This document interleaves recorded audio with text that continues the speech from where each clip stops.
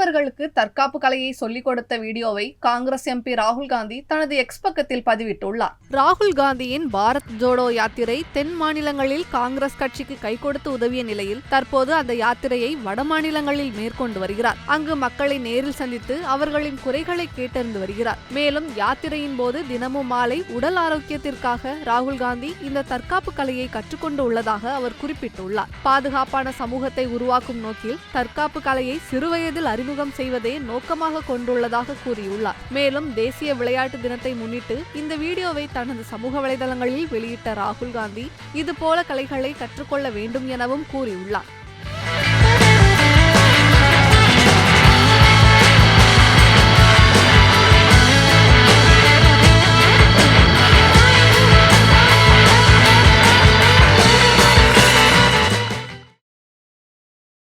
செய்திகளை உள்ளது உள்ளபடி தெரிந்து கொள்ள ரெஃப்ளெக்ட் நியூஸை சப்ஸ்கிரைப் பண்ணுங்க.